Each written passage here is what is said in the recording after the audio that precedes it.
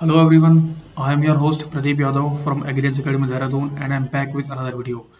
In this lecture we are going to cover about the Eat Right Movement India which is recommended for FSSA exam of 2019. इस lecture में हमारे पास चार topics हैं: issue of formalin, egg safety and quality, spices and artificial fruit ripening. So पहले हम cover करेंगे part 1 जिसमें मैंने रखा इश्यू ऑफ फॉर्मलिन को, बाकी तीनों मैंने रखे पार्ट 2 के अंदर। So let's start today's topic. हमेशा की तरह शुरुआत करते क्वेश्चन से, which of the following is a common adulterant in fish. और चार ऑप्शन आपके सामने दिए हुए हैं: oxytocin, formalin, calcium carbide and diluted water. अब देखो हमारे पास एक क्वेश्चन दिया हुआ है, अब जिसको इसके बारे में आंसर पता है ठीक है, जिसको नहीं पता वो इसको कैसे सॉल्व करेंगे।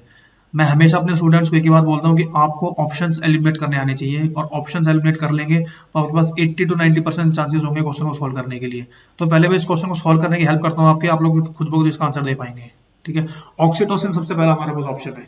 Oxytocin, as we know that oxytocin is a hormone which is responsible for milk let down. Cattles में, बफलोज में, ह्यूमंस में मिल्क लेट डाउन करने के लिए ऑक्सीटोसिन हमारा रिस्पॉन्सिबल होता है। So fish is not a mammal, oxytocin mammals के अंदर होता है, तो ऑक्सीटोसिन को निकाल दो यहाँ से, ये हमारा आंसर नहीं होगा। नेक्स्ट हमारे पास है फॉर्मलिन। फॉर्मलिन थोड़ा होल्ड करते हैं, अभी इसके बारे में आगे चलते हैं। लास्ट ऑप्शन देखो, डाइल्यूटेड वाटर। फिश हमारे एक ऐसा एनिमल है जो वाटर के अंदर रहता है, पानी के अंदर रहता है, और उसको अडल्ट्रेट करने के लिए फिर से डाइल्यूट वाटर का इस्तेमाल करेंगे, खासकर फिश के लिए, तो ये तो पॉसिबल होगा नहीं। ठीक है, सो डाइल्यूटेड वाटर को हम लोग यहाँ से एलिमिनेट कर देंगे, निकाल दो इसको भी। Option C, calcium carbide. हम लोग हमेशा हॉर्टिकल्चर पढ़ते आते हैं कि फ्रूट राइपनिंग करने के लिए we use always calcium carbide, तो calcium carbide is a fruit ripener, इसको भी निकाल दो यहाँ से। आपके पास क्या ऑप्शन बचा? एक ही बचा, ऑप्शन बी फॉर्मलिन, तो वही हमारा आंसर होगा। तो इस तरीके से जब आप क्वेश्चन को सॉल्व करेंगे ना, तभी आपके पास मैक्सिमम चांसेस होंगे क्वेश्चन को सॉल्व करने के लिए और क्वेश्चन को ठीक करने के लिए। और इस तरीके से क्वेश्चन सॉल्व करने के लिए आपको कंसेप्ट क्लियर करना बहुत जरूरी है, आपको पढ़ना पड़ेगा उसके लिए। सो ये आपका आंसर है इसके लिए, फॉर्मलिन। अब हमने यहाँ पे वर्ड यूज किया अडल्ट्रेंट। अब अडल्ट्रेंट का मतलब क्या होता है आगे चल के देखते हैं, लेकिन उससे पहले एक और हमारे सामने क्वेश्चन आता है कि formaldehyde is naturally present in many common foods, what is the amount of natural formaldehyde in fish. Formaldehyde या फॉर्मलिन जो हमारे पास नेचुरली प्रेजेंट होता है कुछ फूड्स के अंदर, फिश में अगर वो नेचुरल प्रेजेंट होगा तो उसकी अमाउंट कितनी होगी। और ऑप्शंस आपके सामने है, इसका आंसर हम लोग आगे देखेंगे, इसका आंसर आपको सबसे लास्ट में मिलेगा। मैंने छोटी सी टेबल बनाई है तो वहां पे इसका डिस्क्रिप्शन दिया आंसर के बारे में, आंसर इसको हम लोग इसके आगे देखेंगे। तो सबसे पहले व्हाट इज अडल्ट्रेशन। एडल्ट्रेशन का मतलब होता है कि कुछ भी अनवांटेड सब्सटेंस को ऐड करना किसी फूड के अंदर। एक तो नेचुरल प्रेजेंट है, ठीक है हमारे पास, लेकिन अगर हम किसी नेचुरल चीज के अंदर उसी चीज को दोबारा ऐड करेंगे तो that is known as adulteration. Adulteration is the process of adding unwanted substance to the food with natural appearance or color for making profits.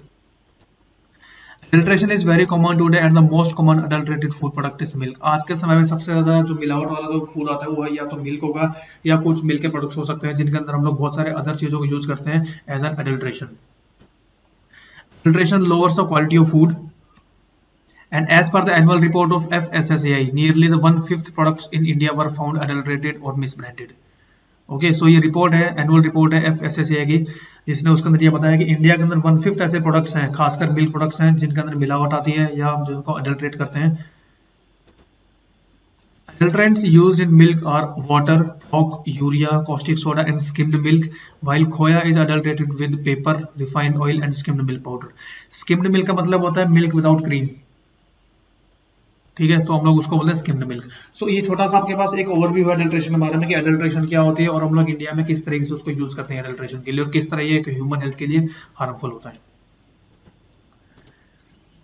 Next is what is formaldehyde, जो कि हमारा टॉपिक है formaldehyde के बारे में। देखो formaldehyde की जब हम बात करते हैं तो फॉर्मल्डिहाइड आपका एक ऐसा एडल्ट्रेंट है जो हम लोग जनरली यूज करते हैं फिश के अंदर, उसको काफी लंबा समय तक फ्रेश रखने के लिए, उसकी क्वालिटी इंक्रीज करने के लिए।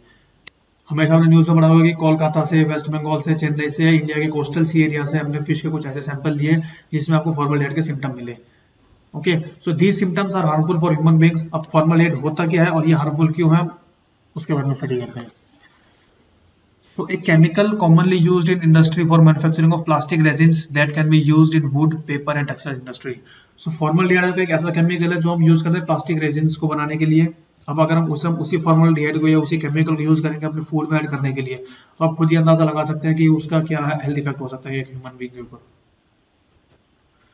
Formaldehyde is highly flammable, colorless gas with pungent and irritating odor and is normally sold as 30 to 50% by weight of aqueous solution. Formalin, which is a solution of about 37% formaldehyde, serve as a disinfectant and preservative for household products. It is a solution of about 37 formaldehyde. 37 formaldehyde में कम से कम 30 ml आपके पास formalin present होगा और 30 ml formalin अगर हम directly consume करते हैं या किसी फूड में डाल के या डायरेक्टली कंज्यूम करते हैं so that 30 ml formalin is responsible for human death. वो इनफ है, एक सफिशिएंट अमाउंट है ह्यूमन के डेथ को कॉज करने के लिए अगर उस ह्यूमन का इम्यून सिस्टम काफी कमजोर है तो. Next one is it can decompose at temperature above 150 degrees Celsius. It dissolves in water, alcohol and polar solvents. It is highly reactive chemical which can undergo quick polymerization. The trade name of formaldehyde includes formol, phenoform, lysoform, morbicid and superlycoform. So these are the trade names of formaldehyde. Effect of formalin laced fish on human health. So these are the ill effects of formalin. यहाँ पे जरा देखो जो आपको ये second वाला point दिखा है, ठीक है, यहाँ पे लिखा हुआ है it is used to preserve biological specimens and dead bodies in mortuaries to prevent them from decaying. So formalin को हम जब जनरली यूज करते हैं वो मुर्दा घर में डेड बॉडीज को फ्रेश रखने के लिए, काफी लंबे समय तक सड़ने से बचाने के लिए उसको हम लोग यूज करते हैं. सो एक ऐसा केमिकल जो हम लोग मुर्दा घर में या मोर्चुरी में यूज करते हैं डेड बॉडीज को फ्रेश रखने के लिए, अगर हम उसी केमिकल का यूज करेंगे फिश के अंदर एज एन अडल्ट्रेंट तो आप खुद ही आइडिया लगाओ कि उसका कितना इल इफेक्ट हो सकता है.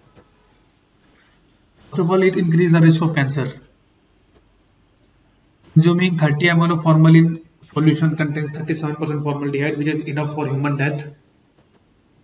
Also increase the risk of leukemia, kidney and liver problem, and also increase the risk of allergic reaction. So these are the ill effects of formalin laced fish on human health. अगला question हमारे पास है a common joint rapid detection kit to check the fish adulteration has been prepared by which of the following. And there are four options. Fish में adulteration को check करने के लिए एक रैपिड डिटेक्शन किट बनाई गई है, वो FSSAI के द्वारा बनाई गई है. किसके साथ मिलके? यहाँ पे आप लोग ऑप्शंस को एलिमिनेट नहीं कर सकते क्योंकि ये एक फैक्चुअल एक डेटाबेस क्वेश्चन है, तो इसलिए आपको सिंपली आपको इंस्टीट्यूट का नाम याद रखना है.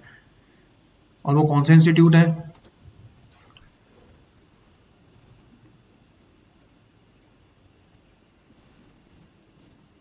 Issues of formalin. Formaldehyde in water is a common adulterant in fish. Traders and suppliers use it to extend the storage life of fresh fish and artificially improve the sensory attributes.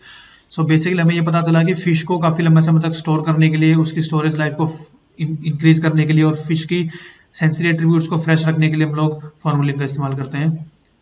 Consumption of fish adulterated with formaldehyde can cause health conditions such as abdominal discomfort, vomiting, renal injury, etc. Why to adulterate fish with formalin? To extend the storage life of fresh fish and to artificially improve the sensory attributes, that is appearance, so as to give a facet of fresh fish. So इसके लिए हम लोग formalin का इस्तेमाल करते हैं fish को fresh रखने के लिए. The guidance has been prepared jointly by the FSSAI and the ICAR-CIFT, Central Institute of Fisheries Technology, to guide consumers, traders, and food testing laboratories to avoid, restrict, and detect formalin adulteration in fish. So formalin के adulteration को detect करने के लिए दो institute आगे आए हैं, एक तो हमारा FSSAI और दूसरा हमारे पास CIFT.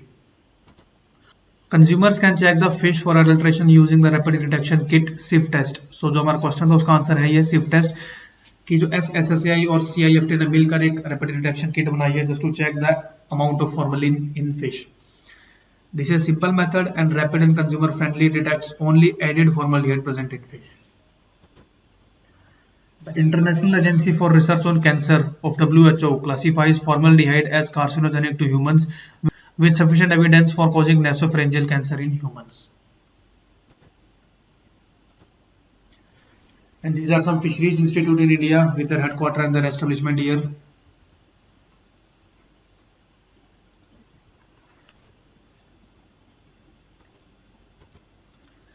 Some other key points. Formaldehyde is soluble in water and hence consumers should wash fish thoroughly with running tap water to remove the formaldehyde naturally present in the fish, especially marine fish. Marine fish का मतलब होता है salt water fish. Okay, so जो natural form में formaldehyde fish के अंदर present है, उस नेचुरली प्रेजेंट फॉर्मलडिहाइड को उसकी बॉडी से रिमूव करने के लिए या तो हम उसको रनिंग टैप वाटर से वॉश करेंगे या फिर हम उसको हीट कर सकते हैं एक पर्टिकुलर टेम्परेचर के ऊपर, ताकि जो नेचुरली फॉर्मलडिहाइड है वो एक बहुत कम अमाउंट में प्रेजेंट होता है. अगर हम उसकी अमाउंट को निकालना स्टार्ट कर देंगे तो वो फिश हमारे लिए सेफ रहेगी कंज्यूम करने के लिए. सो एक तो नेचुरल चीज प्रेजेंट है, एक हम बाहर से ऐड करते हैं. सो दोनों का ही इल इफेक्ट होता है. नेचुरल को रिमूव करना थोड़ा ईजी है bye washing the fish in running water, या फिर हम उसको हीट कर सकते हैं, कुक कर सकते हैं. Cook fish to an internal temperature of 75 degrees Celsius or above, as heat from cooking can also aid the removal of any naturally present formaldehyde. या फिर हम उस फिश को कुक कर सकते हैं 75 डिग्री सेल्सियस या उससे अबाउ टेम्परेचर के ऊपर, ताकि जो नेचुरली फॉर्मलडिहाइड प्रेजेंट उसकी बॉडी में वो हम लोग रिमूव कर सकते हैं. Formaldehyde is not permitted for use in foods as per Food Safety and Standards Regulation of 2011. Formaldehyde is naturally present in many common food items. Fruits and vegetables में meat, fish, crustacean and mushroom. So जो हमारा second वाला question था कि fish में कितना natural form में present होगा, तो उसका आंसर है 5 to 140 मिलीग्राम पर केजी. बाकी जितने भी फूड्स के अंदर जो नेचुरली प्रेजेंट होगा उन सब की अमाउंट दी हुई है इधर. क्रस्टेशियन में हम लोग इंक्लूड करते हैं प्रॉन्स और क्रैब्स को. So their families known as crustacean family. So prawns and crabs belong to crustacean. They also have some natural amount of formalin in their body. Formaldehyde is also present in man-made sources and the sources are combusting material.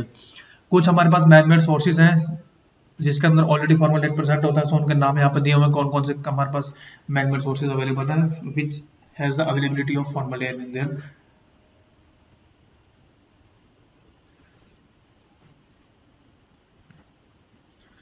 So that's all for today. आज के लिए इतना ही है. अगले lecture में हम बात करेंगे अपने सेकंड पार्ट के बारे में, बाकी जो 2 टॉपिक बचे हुए उसके लिए. So I hope you like this video. Thank you and have a good day.